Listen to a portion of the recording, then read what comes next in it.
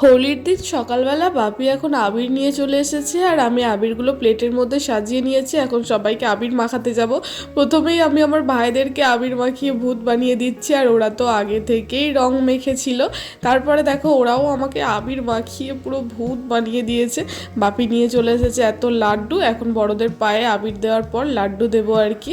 তারপরে চলে এসেছি আবার বড় মাকে দিকে সবাইকে আবির মাখাতে।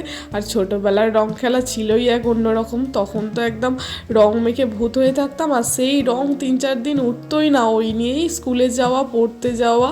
আর এখন তো দেখো আমি তো আবির মেখেছি, আজকে রং মাখিনি, কারণ রং মাখলে তো উঠবেই না। আর সেই রং নিয়ে আমি কি করে কলেজে যাব তোমরাই বলো। আর এই দেখো ভাইদের মুখের অবস্থা, এরা তো একদম রং মেখে ভূত হয়ে আছে। আর এতক্ষণ পর বাপির দেখা পেয়েছি, তাই বাপিকেও এখন আমরা ভূত বানিয়ে দিয়েছি আবির টাবির মাখিয়ে। তারপরে এখন বাপি কালু বেটাকে লাড্ডু খাওয়াচ্ছে দেখো, কারণ আজকের দিনে সবাই মিষ্টি মুখ করছে, কালু বেটা খাবে না সেটা কি করে হয়। কালু বেটা কেন মনের সুখে দেখো এখন লাড্ডু খাচ্ছে। তো তোমাদের হোলি কেমন কাটলো আমাকে কমেন্ট করে জানিও। দেখা হচ্ছে পরে ভিডিওতে, টাটা।